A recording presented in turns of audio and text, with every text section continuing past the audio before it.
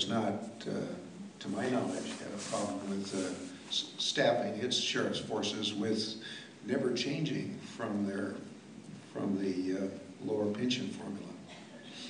Well, I'm not going to speak for Lee Baca, but I talked with Lee Baca and the other sheriffs, and pretty much we're all in concert on it.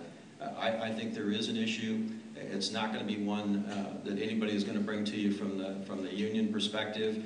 Certainly the public is. The issue for all of you is to end up doing for the long-range good and safety of our communities and the law enforcement community as well. All that has to be taken into context. But I think from talking with all the other agencies in this county that I meet with frequently on that, all of them see this as a major mistake if we end up doing it. And it is not changing. The second largest city in this county has another 4 years of that commitment. And that's one of the ones that's been hiring some of our bodies. And they appreciate that we spent the money to train them and that they've gone ahead and reaped the results or picked the low-hanging fruit. So, but thanks. Stan, I appreciate all that you have done. You're working very diligently along with your great staff, management staff, and otherwise, and including deputies in the field who are doing more with less to deal with this budget situation. I worry too, as I did when we made the decision to bring you down to 0.75. I remember when in 1995, when we were at 0.65 per thousand. And at the time, I believe our population was 1.5 million people. Now we're, what, 800,000 more than that today. We have to get ourselves back on a plan to beef back up. Yes, we've lost some major cities, excuse me, we've lost some major unincorporated to cities, but I'll say it today, and I hope I don't have to say it more in the future. Those cities are a great risk. Those are a great risk of coming back to us because of what the state is doing and what the state likely won't do to fix it. So with that in mind, I think I recognize the time period it takes. It takes a good 18 months. I think we need to do that. I just want to clarify one issue. At least we need to set on a path, a plan to get ourselves back up to 1.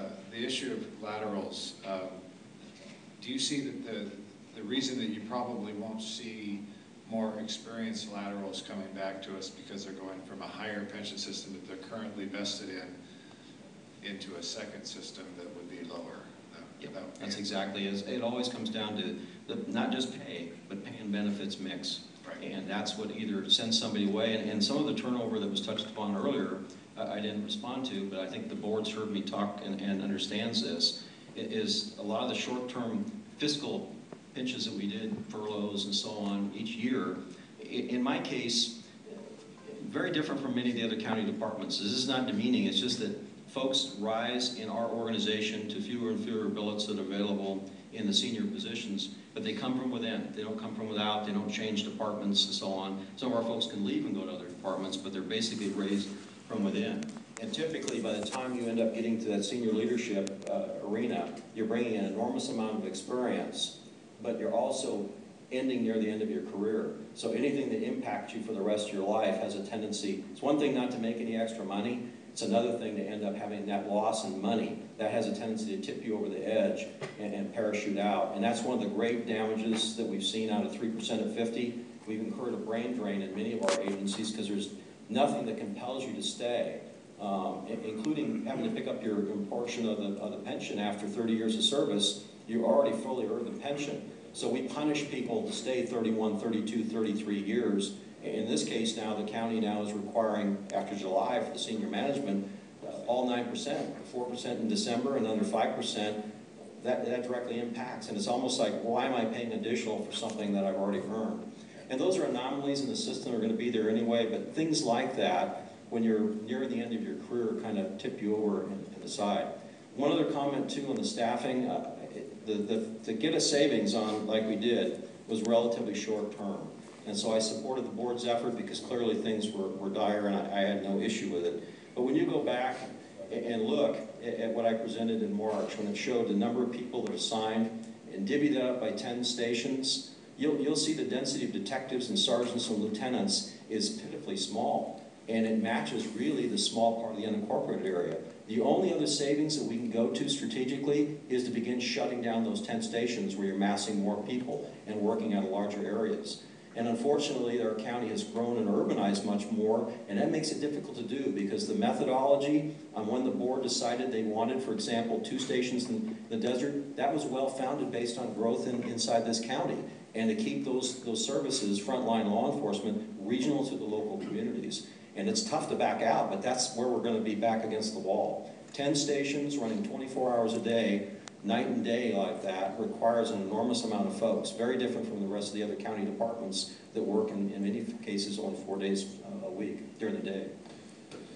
All right, thank you. And then I guess in closing, I don't know how we compare ourselves to LA County. They're like their own state within a state. Not that we want to propose that, Supervisor Stone, but in any event, thank you very much, Sheriff Sniff. Appreciate it very, very much, your presentation and compelling arguments. We're now going to go, I think, to Mr. Zellerbach. Thank you. Our district attorney.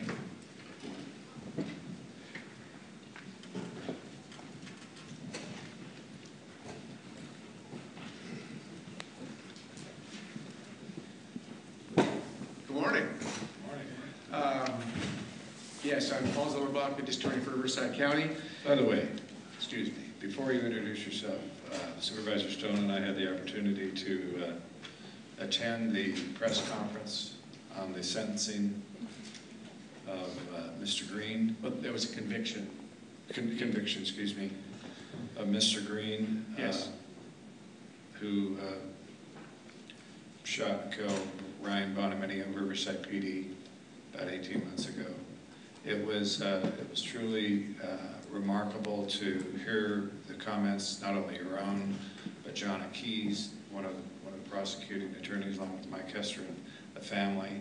I really felt very, very proud, moved and emotional, but very, very proud of our district attorney's office for the fine job they did to help put that person away.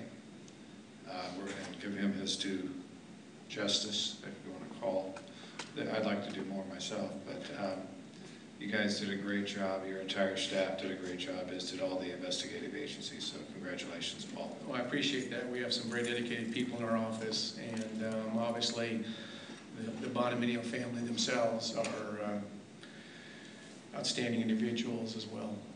Thank you. I did not prepare a PowerPoint presentation for today because I don't think it's needed or necessary. I went through that with the board last March when we had our budget hearings at that point in time. I am not going to be asking for any additional positions or any additional funding from the board today, though I felt it important and necessary to make a few comments and observations about the district attorney's office and the state of the economy, which we're all aware of. This will be the 3rd consecutive year that the district attorney's office has had its budget cut. And at least during my tenure over the past year and a half or so, we have attempted to work with the executive office and with the board in meeting those budget cuts. We've attempted to be a good county partner in that regard, and I believe that we have in fact accomplished that fact. But there is a cost, obviously, as Sheriff Sniff alluded to as well.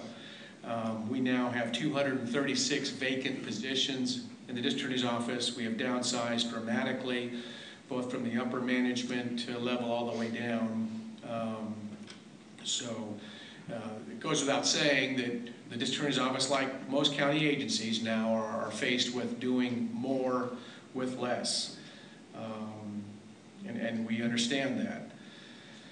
But at the same time, we not only have less personnel, we also have more work. Realignment has brought with it many problems and issues that continually confront our office.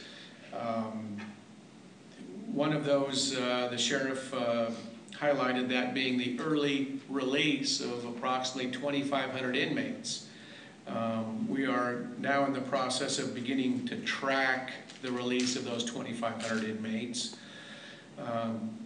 And what we're finding is that many of them have reoffended already or have failed to show up for court. And these are individuals who have been released pre-trial as well as after they've been sentenced. And some of these individuals have had bail in the hundreds of thousands of dollars. One individual that I'm aware of had 4 pending cases. His bail was almost $250,000. He got Fed kicked 3 days before his next court appearance, and not surprisingly, he failed to show up for that court appearance 3 days later. And now we're out looking for him. But that's what we're seeing with respect to the unintended consequences of realignment. And that creates more work for law enforcement as well as our office. That creates additional crime, creates additional violations of their probation or parole or supervised release that we're prosecuting now instead of state parole. And again, that's more work for all of us with fewer bodies to do that work. With respect to realignment funding, this past fiscal year, the District Attorney's Office received approximately $1 million of realignment money to fund the new functions that realignment has thrust upon DA's offices up and down the state of California. And I know the governor's plan has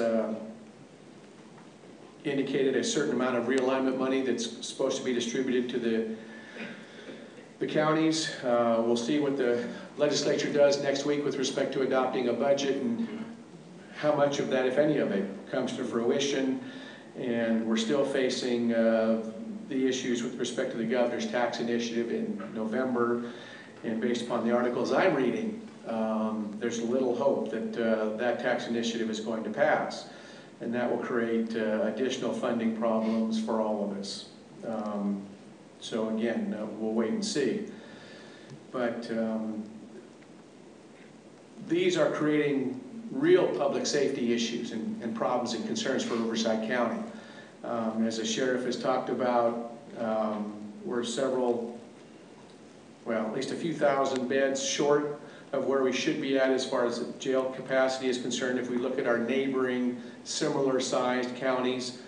I know Indio is going to come online in a few years, but that's down the road, and by that point in time, we'll have thousands upon thousands of Fed kicks out in our communities, and that definitely concerns me. With respect to the District Attorney's budget, we're also assuming that the Prop 172 distributions will continue or remain the same as they have in the past. That's a great asset and help to our budget, certainly. The good news is, as we did last year, we ended our fiscal year in the black. We again to do that again this year. I understand that we won't reach the $6 million figure that the Sheriff's Department did, but we don't have the massive budget he does. But we're going to be in the black, certainly over $1 million by the end of this fiscal year. And though we are working with the executive office, and I think it's in your capital improvement plan, we're hoping that that excess, with the board's approval, can be used to purchase a new computer case management system for our office. As Mr. Orr is certainly well aware from his days in the DA's office, that system has been sorely neglected. Certainly by the past administration, they didn't spend any money on computers. And now we're suffering the consequences. We have a system now in place that's been there for, I think, since 1999, as I recall, the Damien computer system that we now have in existence, that really hasn't had any upgrades since that point in time. So it's a desperate need. We anticipated costing about $1.5 million to upgrade that case management system, which will benefit not only the DA's office, but also our justice partners in the community as well. Because we are working on certain systems, such as e-filing of criminal complaints with the courts, and that will help the courts and that will help our office. We're working also with the Sheriff's Department and other law enforcement agencies with respect to e-discovery, again, which would save time and money, because it seems silly that law enforcement agencies bring us a whole stack of police reports to review. We file the case, then we submit that another stack of reports to the court to give to the defense counsel, wherein we can all do it electronically and save a lot of time, effort, and money in that regard. So we are working at ways through better use of our computer systems countywide to be more efficient and more effective in how we conduct business.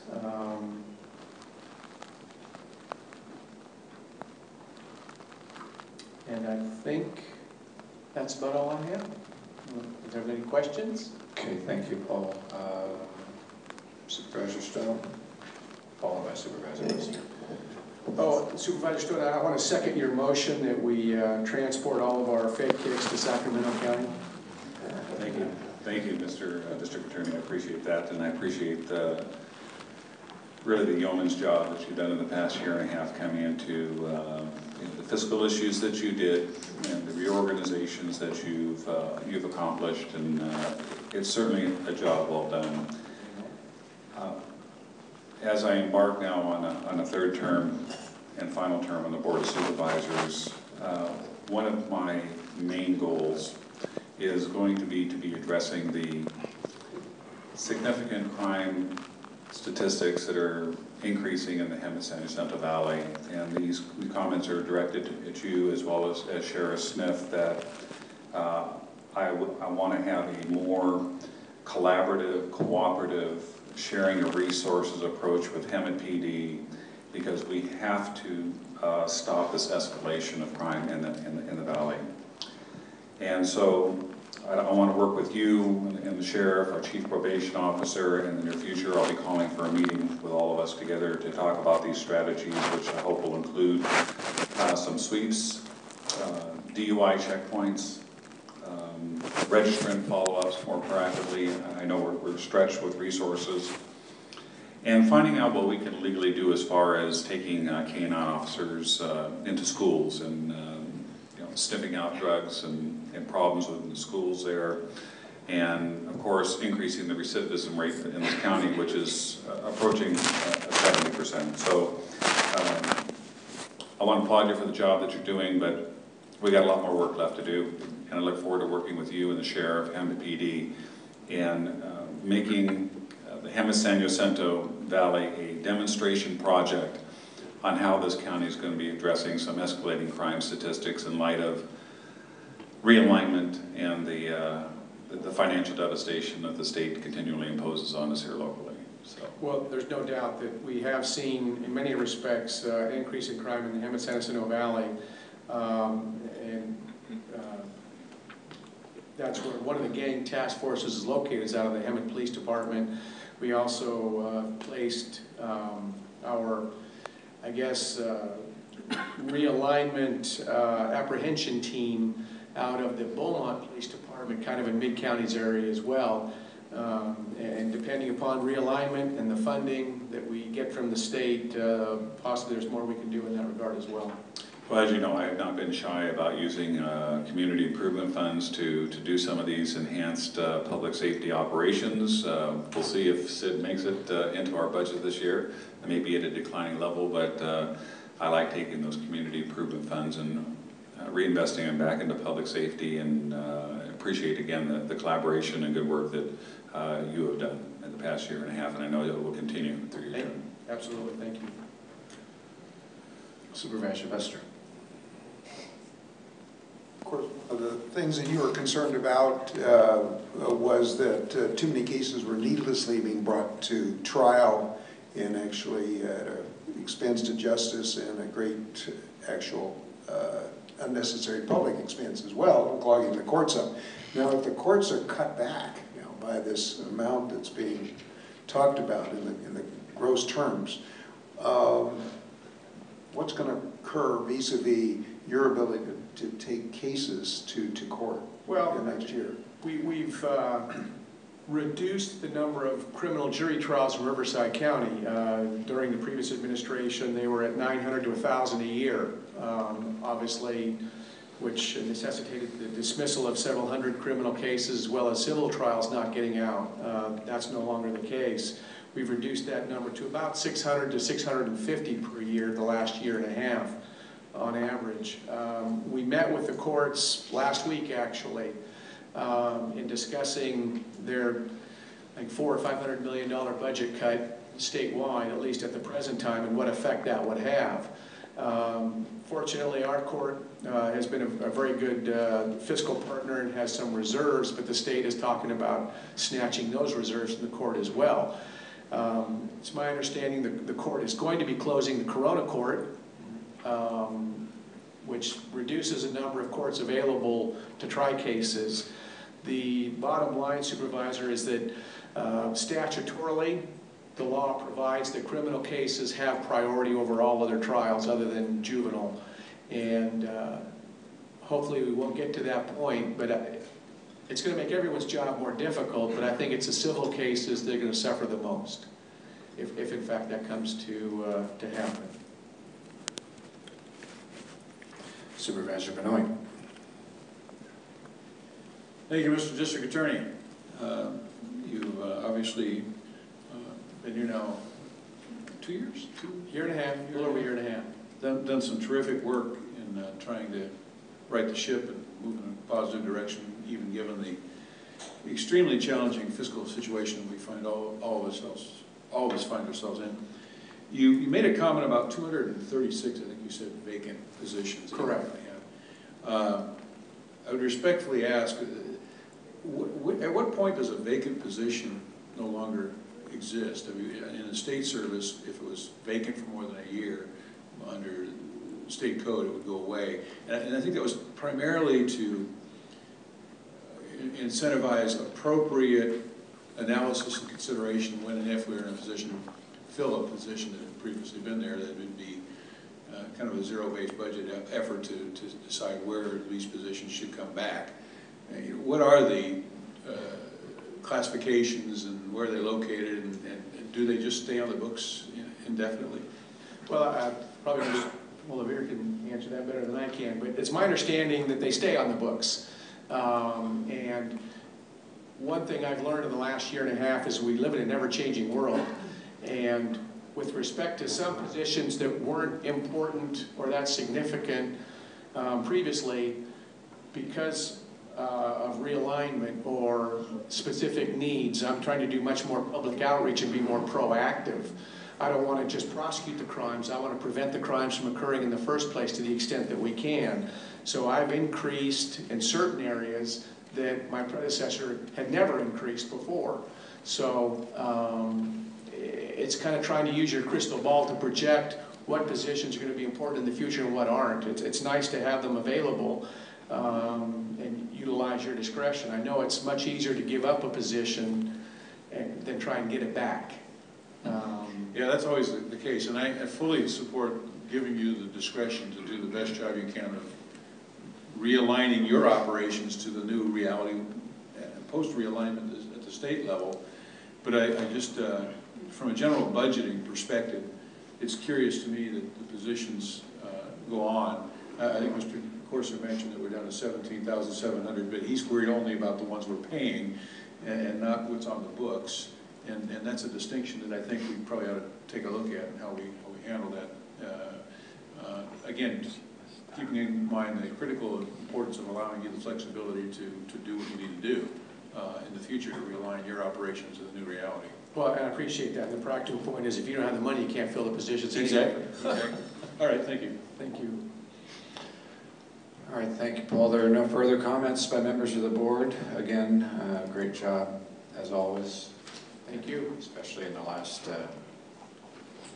case. Yes. Last week. We appreciate it. Thank you. Thank you.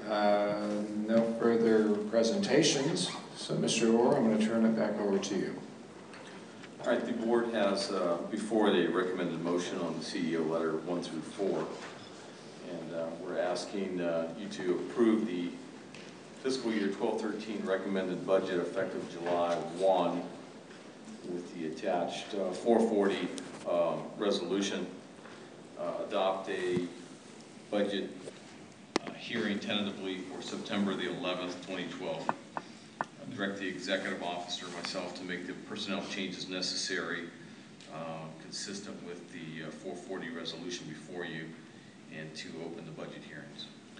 Mr. Chair, I'll make those recommendations to including a balanced budget for Riverside County. All right, we have a motion by Supervisor Stone, seconded by Supervisor Benoit. Please vote.